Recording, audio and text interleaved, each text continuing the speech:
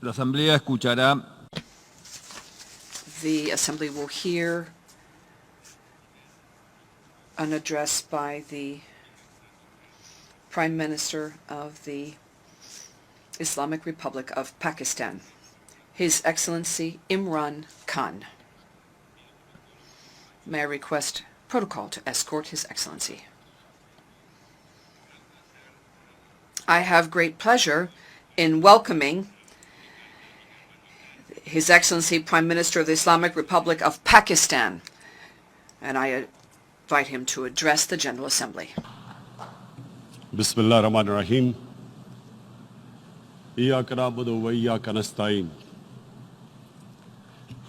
Mr. President, Honorable Secretary General,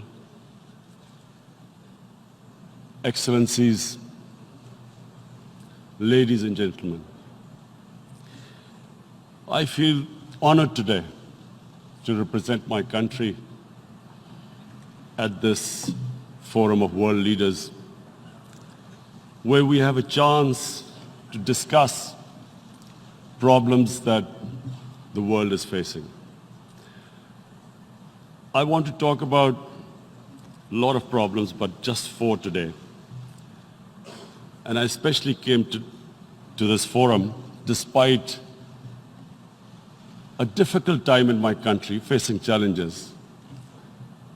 I would not have come, but because I feel that there are some very urgent problems which the world must address. So first of all, I start with climate change.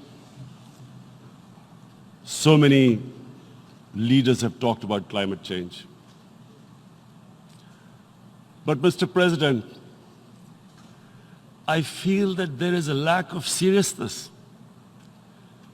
Perhaps world leaders some of the leaders who can do a lot, do not realize the urgency of the situation.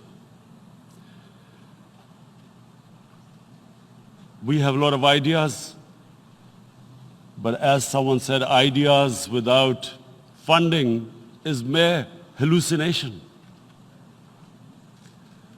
Pakistan, I'll give you start with my own country. Our country is amongst the top 10 nations in the world which are most affected by climate change. We depend upon our rivers. We are mainly an agricultural country. And 80% of the water in our rivers comes from our glaciers. The glaciers not just on the Pakistani side, even India. The 80% of the water in Ganges and the Indian rivers also comes from the glaciers, from the Himalayan glaciers, Karakoram, Hindu Kush. And these glaciers are melting at quite a rapid pace. We detected already 5,000 glacial lakes in our mountains. And if this keeps going, if nothing is done, we are scared that humans are facing a huge catastrophe. In my country, when my party came to power in the province of KP, we planted 1 billion trees in 5 years. Now we've set ourselves a target of 10 billion trees in Pakistan. Idea being to counter the effects of global warming. But one country cannot do anything. This has to be a combined effort of the world. My optimism comes from the fact that humans, the Almighty has endowed humans with great powers. We can do anything, provided our survival instinct is stirred up. And this is really what I hope that the United Nations will take a lead in this. There must be more emphasis. Richer countries must be pushed. Countries that are responsible for greenhouse gas emissions. They must be pushed because our country contributes minuscule amount to greenhouse gases. So I feel that the United Nations must take leadership in this. My second issue for me right now is even more critical. Mr. President, every year, billions of dollars leave the poorer countries and go towards rich countries. Billions of dollars siphoned off by the ruling elites of the developing world. And they find their way into Western bank accounts, offshore accounts, tax havens, expensive properties hidden behind companies bought in Western capitals.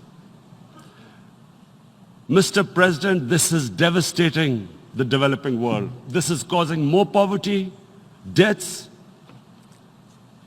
It's impoverishing the developing world. The difference between rich and poor countries is growing because of this. Money laundering, which happens because money leaves the poorer countries into rich countries, is not treated the same as, for instance, money from drugs or terror financing.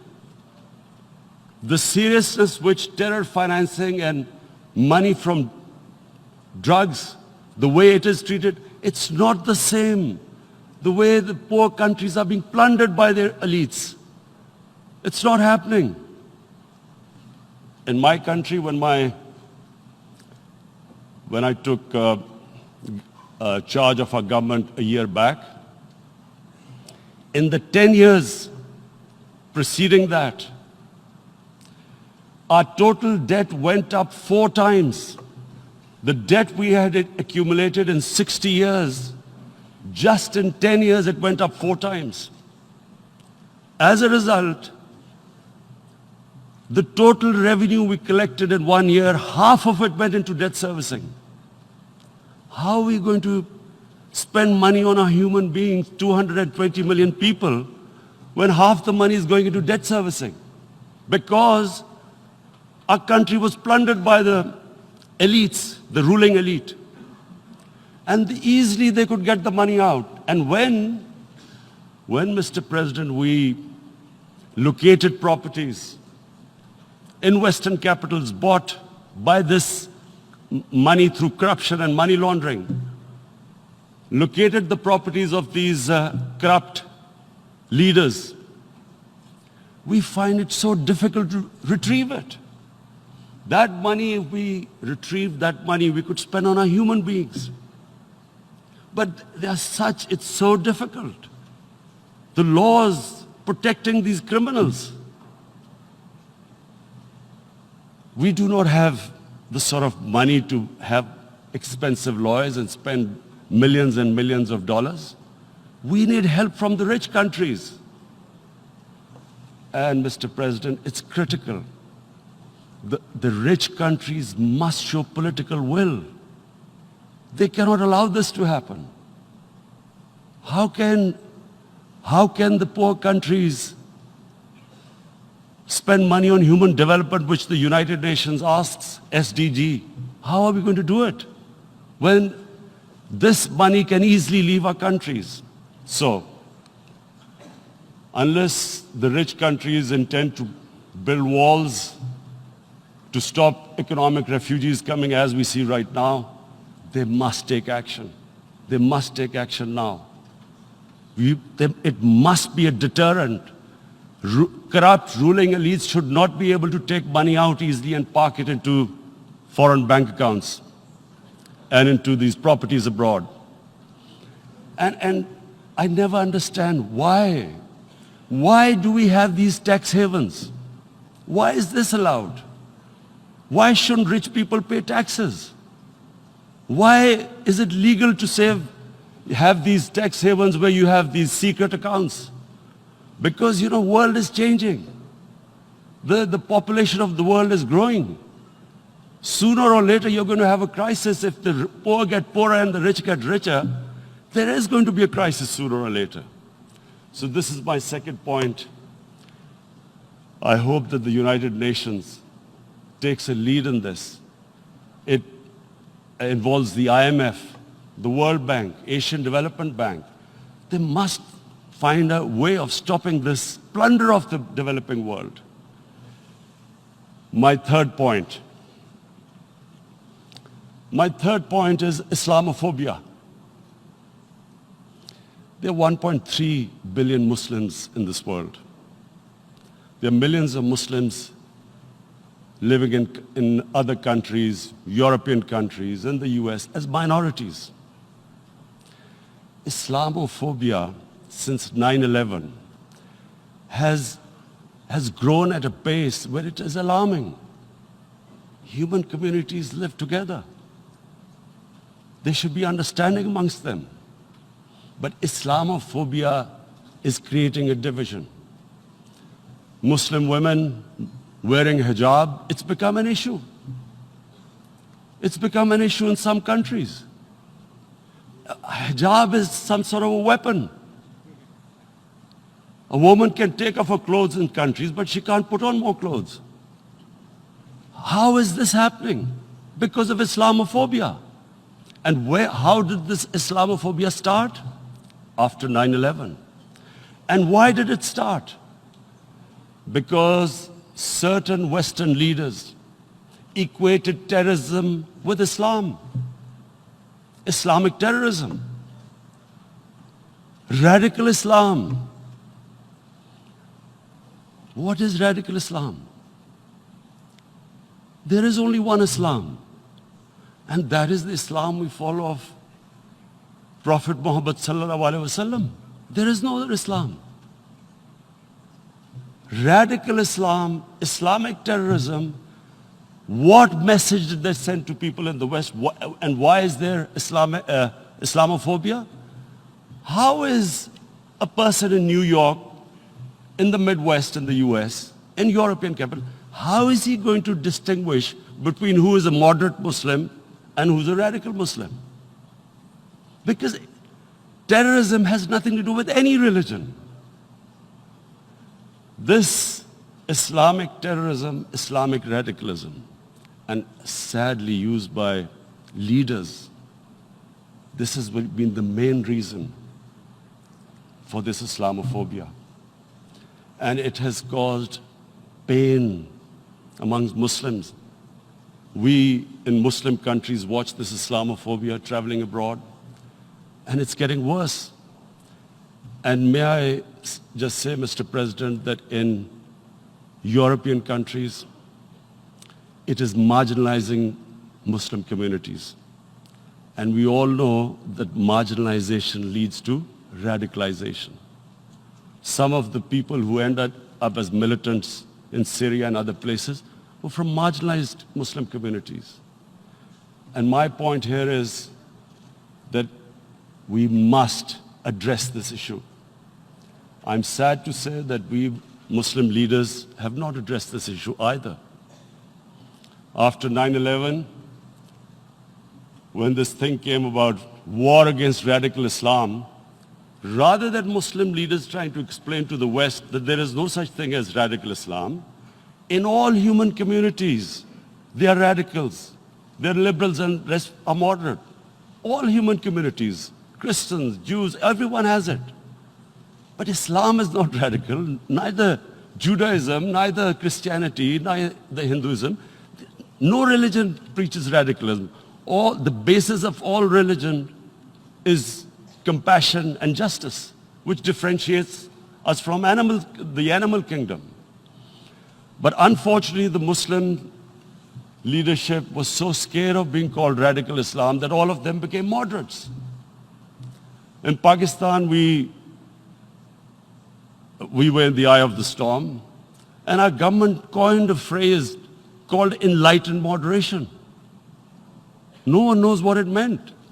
But everyone started putting on Western suits that they were moderates. Started speaking, even those who didn't know English would speak English because they were moderates. No one had a clue what it was. Because we, in the Muslim world, did not explain to the West that there is no such thing as radical Islam. One of the reasons why after 9/11 Islam was supposed to be equated with terrorism was suicide attacks. Because the 9/11 bombers did a suicide attack, all sorts of theories came up that the Muslims are involved in suicide attacks because they will get virgin in heavens. Some came up with, what about women, suicide attackers? So this bizarre thing happened. No one explained. Suicide attacks and Islam were equated. No one did research that before 9/11, the majority of suicide attacks in the world were by Tamil tigers, who were Hindus. No one blamed Hinduism, and quite rightly. What has Hinduism got to do with what desperate people were doing in Sri Lanka? We all know we've seen films about Japanese kamikaze pilots at the end of the Second World War doing suicide attacks. No one blamed the religion. But here we were trying to prove we were moderates and not explaining to the West. But the most important thing I wanted to say here today, in explaining this Islamophobia, Mr. President, and I feel it's very important because I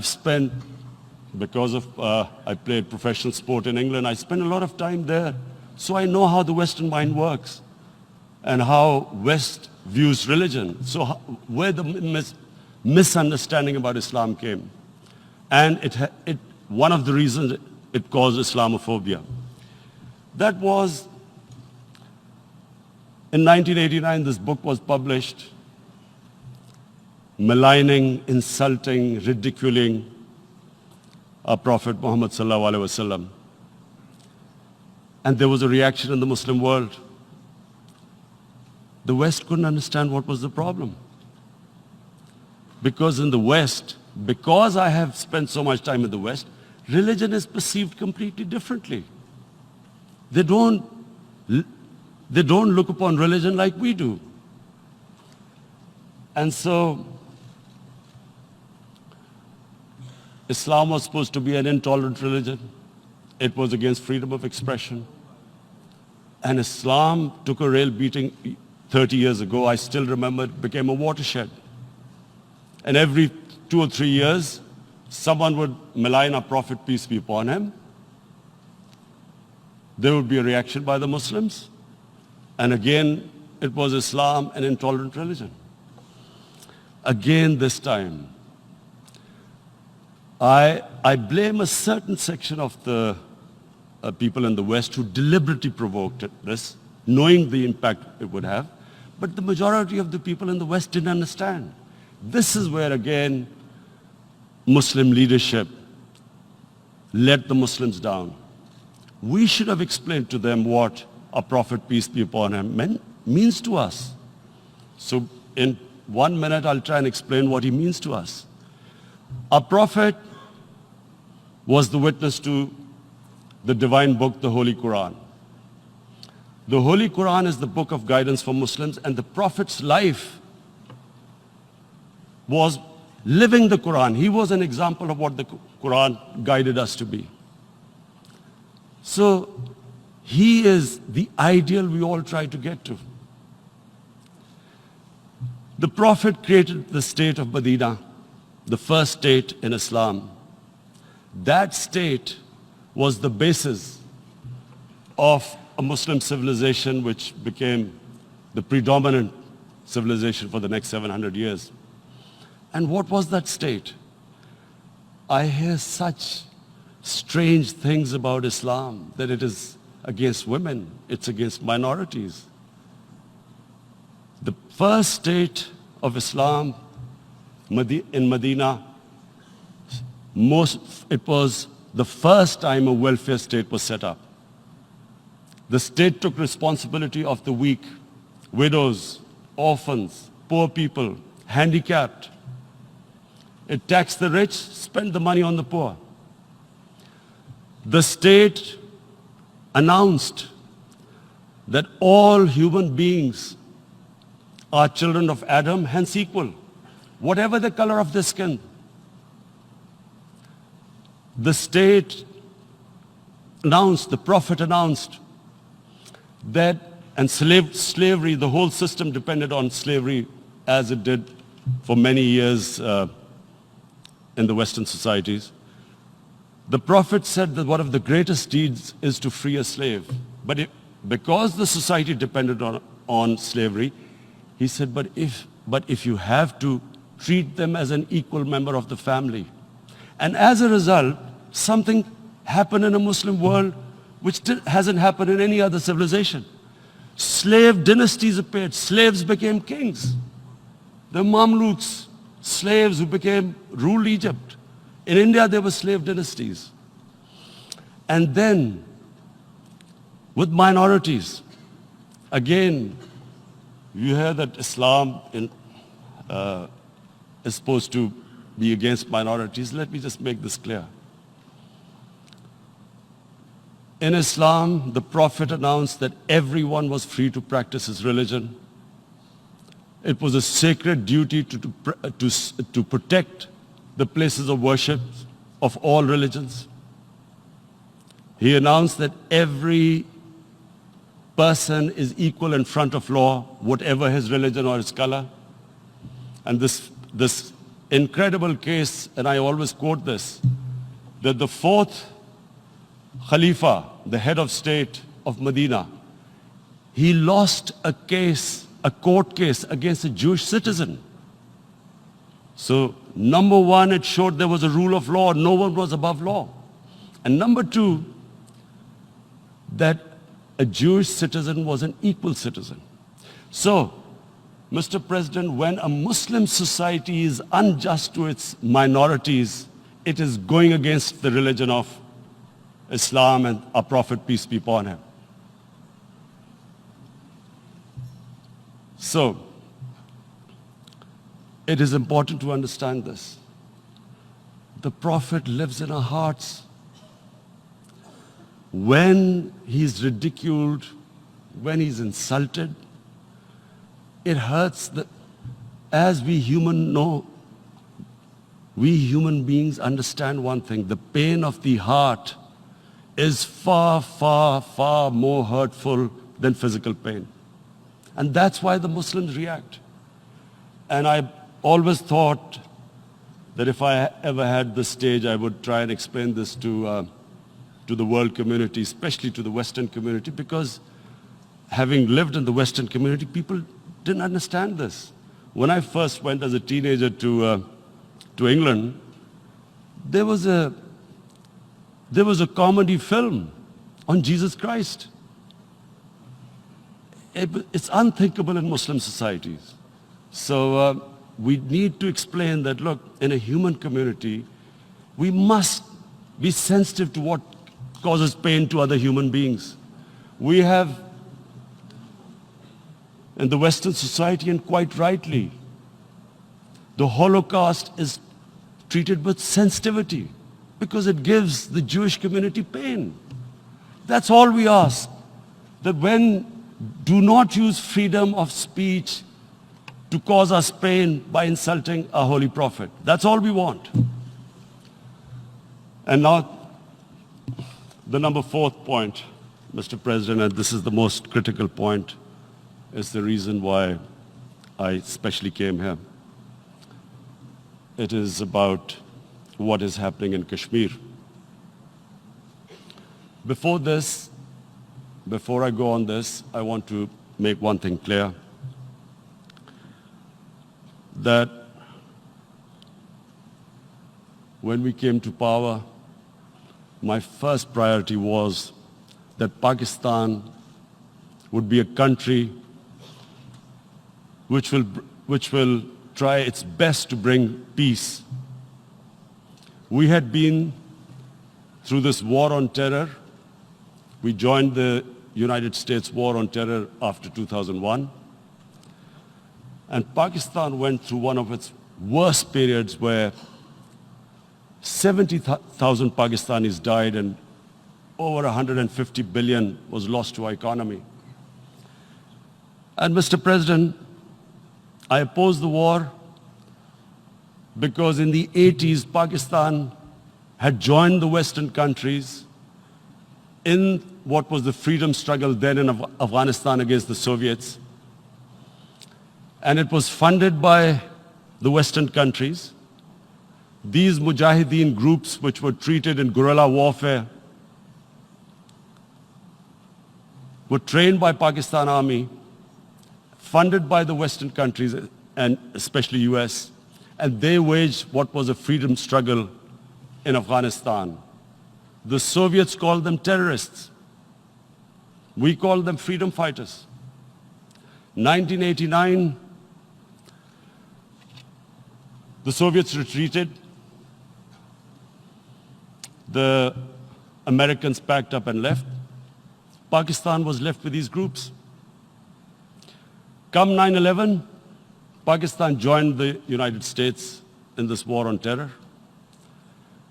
And now our government was supposed to, the reason why I opposed joining this war, because here we had indoctrinated them in jihad, meaning freedom struggle against foreign occupation.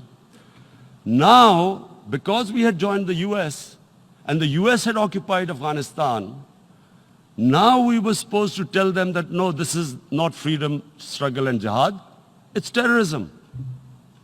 So that's why I tried to tell then government that, stay neutral because you will have leverage over them. You will be able to control them. But if you join them, you become collaborators and they will attack you, which is what happened. They turned against us. We went through a nightmare. 70,000 people killed in a war we had nothing to do with. No Pakistani was involved in 9/11. Taliban were in Afghanistan. Al-Qaeda was in Afghanistan. What had we to do with it?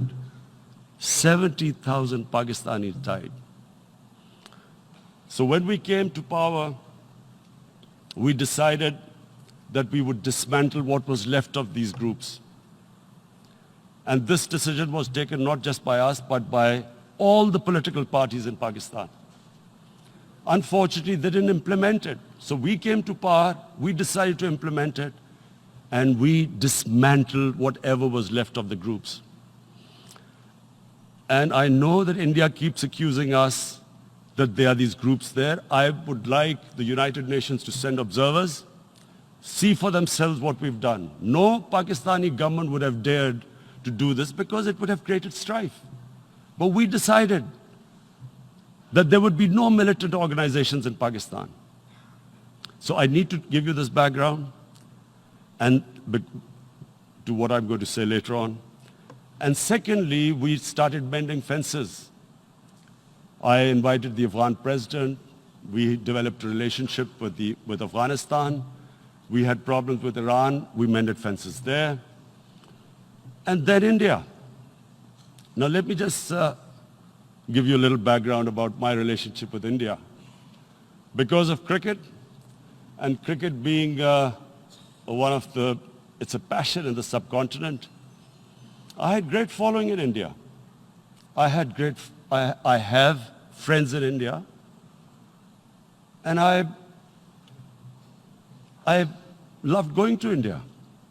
So immediately, when my party came to power, the first thing we did was to immediately reach out to India.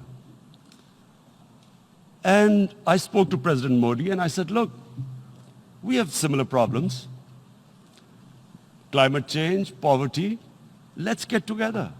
Let's resolve our differences through trade. Let's build a relationship on trust.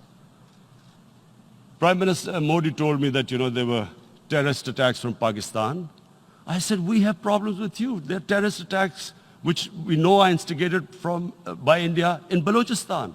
We caught a spy, Kulbhushan Yadav, who admitted what the sabotage going on in Karachi and Balochistan. So we said, look, let's leave that behind. Let's move forward. Our main priority should be our people. The highest number of poor people live in the Indian subcontinent. Unfortunately, didn't make any headways. Our foreign ministers were supposed to meet on this in the UNGA last year. India cancelled it. We thought that it's their election coming up. It's a nationalist, ultra-nationalist party. It doesn't want to cozy up to Pakistan.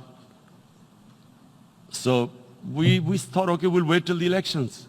Meanwhile, a 20-year-old Kashmiri boy, whose father said was radicalized by the security forces in Kashmir, blew himself up on an Indian convoy. Immediately, India blamed us.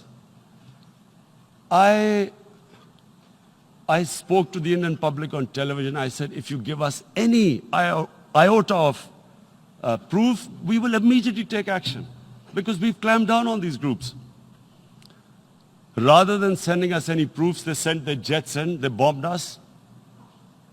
We retaliated. A jet, 2 of their planes were shot down, 1 pilot bailed out in Pakistan. We immediately returned the pilot, saying that, look, we do not want any escalation. Rather than taking that as a peace gesture, the entire campaign, almost the entire campaign of Mr. Modi in the election was how he had taught Pakistan a lesson that jets had killed 350 terrorists.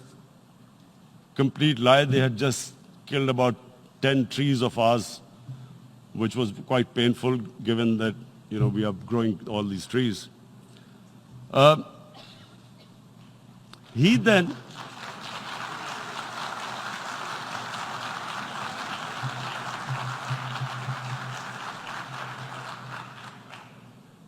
the election campaign, Mr. Modi used words like, this is just a trailer, the movie is about to start.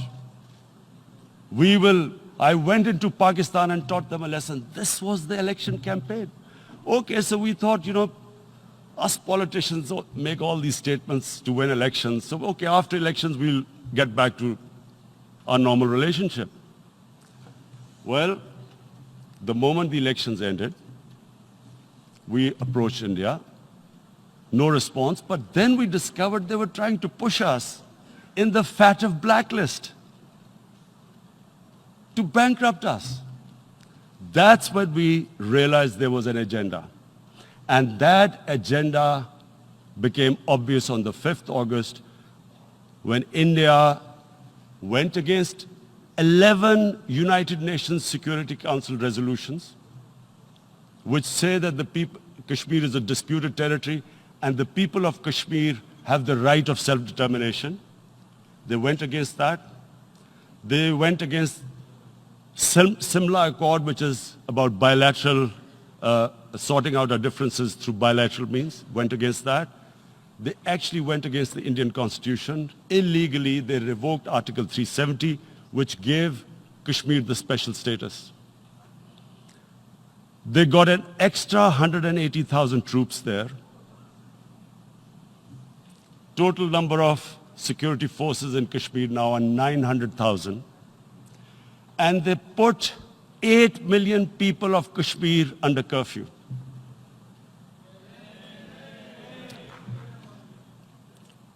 Mr. President, now I just briefly want to make the people understand, how can anyone do something like this? And for that, I have to explain to you what is RSS. RSS, Mr. Narendra Modi is a life member of RSS. RSS was an organization that was inspired by Adolf Hitler and Mussolini, came about in 1925. They believed in racial purity, racial superiority. They also believed they were an Aryan race like the Nazi believed they were an Aryan race. All that I'm saying can be verified. This is the time of information revolution. You can Google all this, what I'm saying. But it is very important for me to explain this to you so you know what is happening in India. This RSS believed in the ethnic cleansing of Muslims from India. At one point, there was racial superiority of the Hindu race. Secondly, it was hatred for the Muslims and for the Christians, because they believed that this golden age of Hindu civilization was stopped because of Muslim rule centuries back and then the British rule of India. So it was racial superiority and hatred for Muslims and Christians. This is openly stated. You look at the founding fathers of RSS, Golwalkar and Savarkar. Just Google them and you'll find out. And this ideology of hate is what murdered the great Mahatma Gandhi in 1948. It was this ideology of hate that made Narendra Modi in 2002 do a pogrom against Muslims in Gujarat when he was the chief minister. He allowed 3 days for these RSS goons who were inspired by the Hitler brown shirts. They actually wear brown shirts. This RSS, the Congress Home Minister gave a statement that in RSS camps, terrorists are being trained. And these terrorists butchered 2,000 Muslims and 150,000 Muslims were made homeless. Narendra Modi could not travel to the US because of that. And I need to make you understand this background before I explain to you that what sort of a mindset would lay siege to 8 million people with 900,000 troops. Women, children, sick people, locked in as animals. In fact, of what I know of England, if 8 million animals were locked in, the RSPCA would have made a lot of noise about it. These are human beings.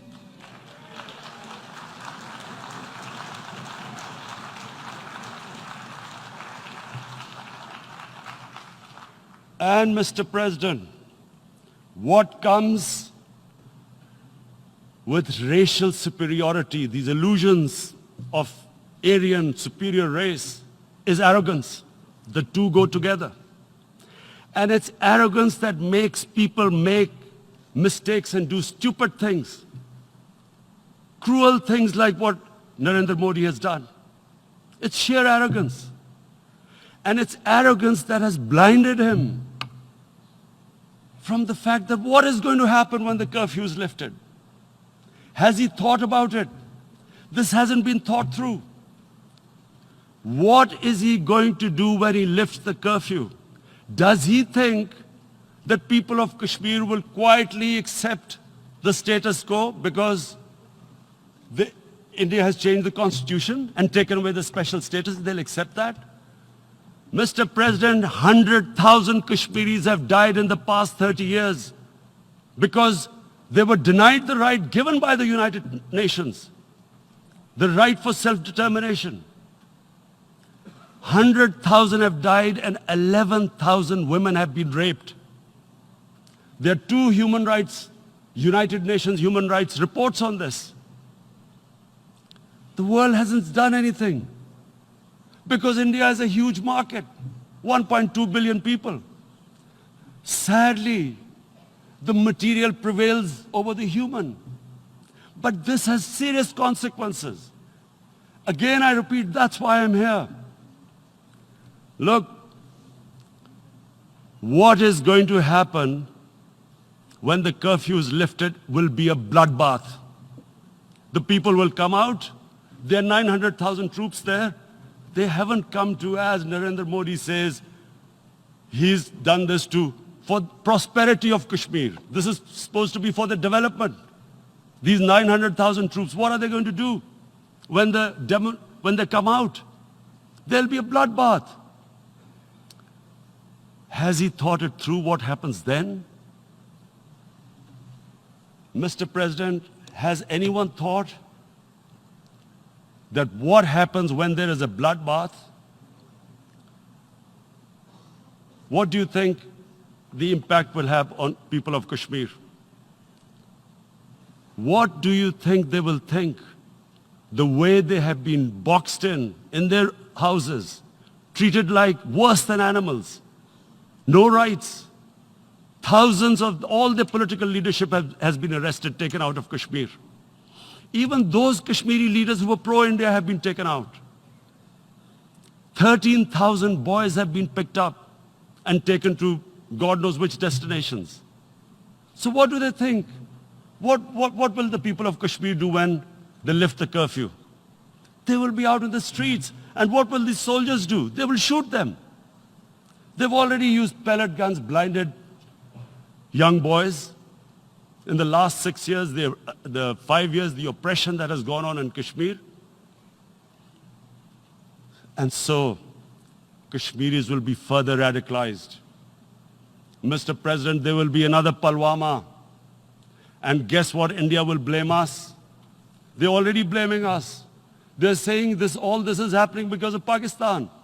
One of their defense ministers said, there are 500 terrorists lined up on the border to go in. Why would Pakistan send 500 terrorists when there are 900,000 troops? What impact are they going to make? What will they do? And why would?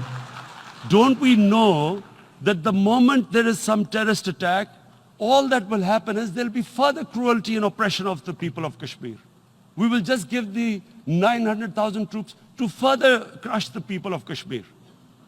And then we'll give the Indian government an excuse that, look, Pakistan is a terrorist state, and this mantra that has gone on, Islamic terrorism.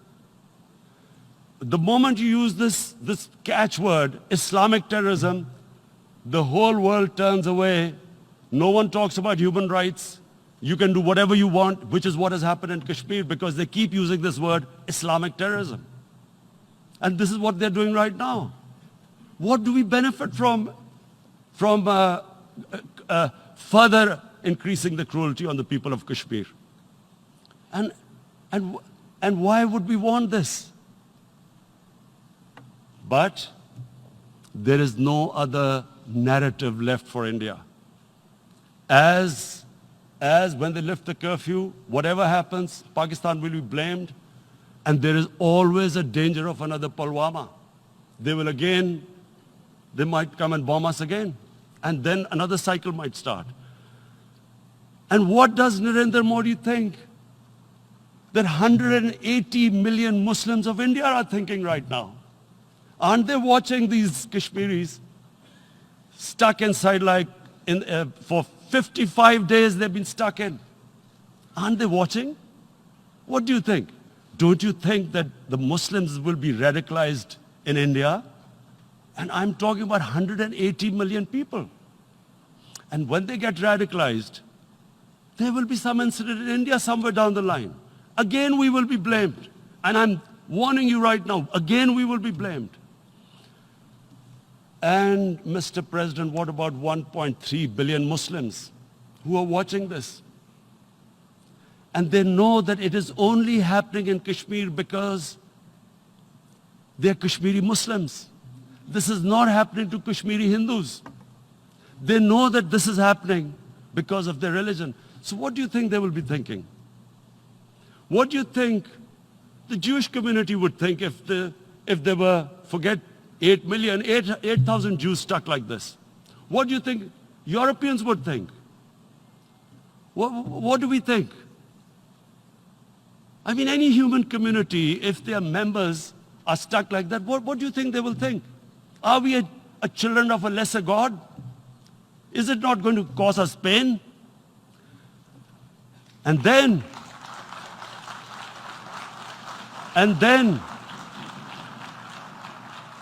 I'll tell you what will happen.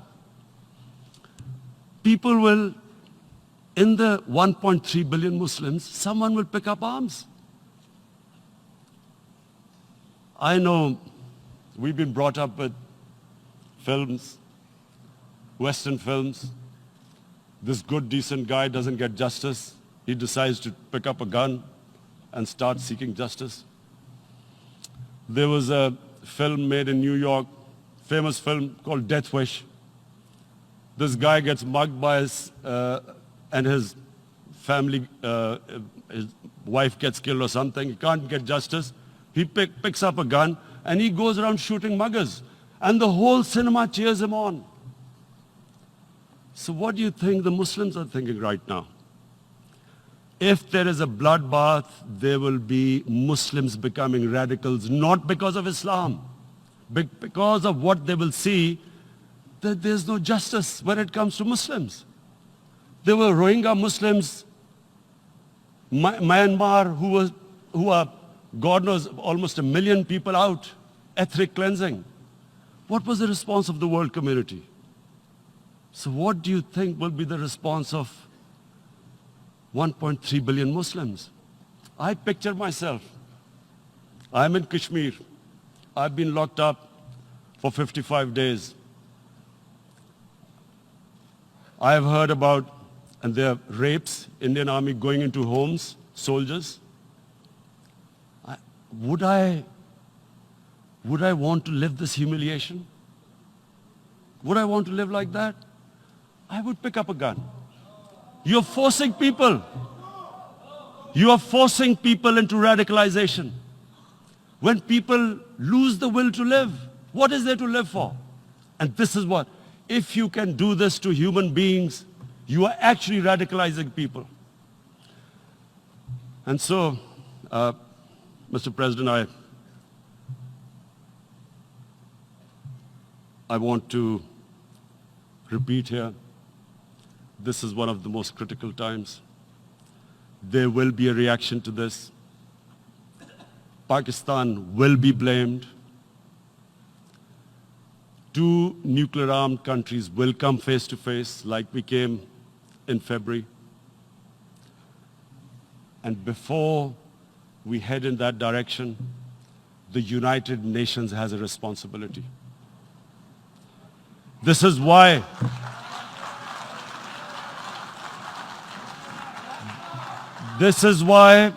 the United Nations came into being in 1945. You were supposed to stop this happening. I feel we are back to 1939, Munich. Czechoslovakia has been taken, annexed. What is the world community going to do? Is it going to appease a market of 1.2 billion, or is it going to stand up for justice and humanity?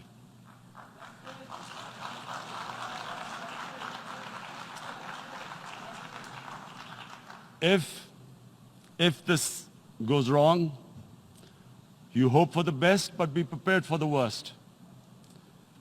If a conventional war starts between the 2 countries, Mr. President, if a conventional war starts, and anything could happen, but supposing a country 7 times smaller than its neighbor is faced with the choice, either you surrender or you fight for your freedom till death, what will we do?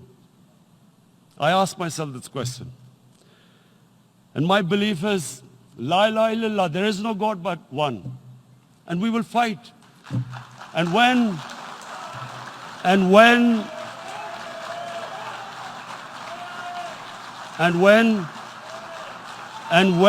a nuclear-armed country fights to the end, it will have consequences far beyond the borders. It will have consequences for the world, which is why I repeat I'm here. Because I'm warning you, it's not a threat.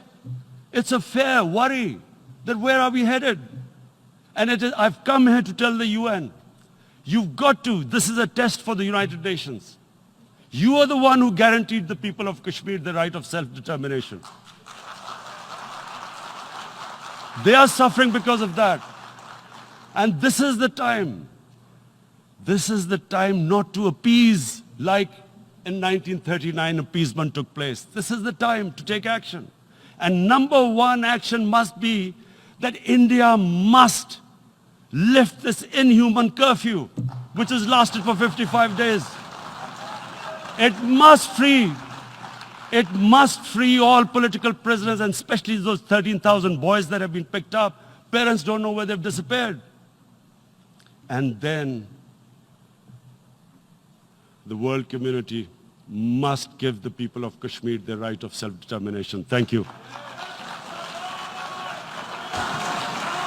En nombre de la Asamblea General agradezco.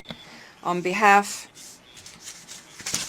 of the General Assembly, I would like to thank His Excellency, the Prime Minister of Pakistan, and I ask protocol to escort His Excellency.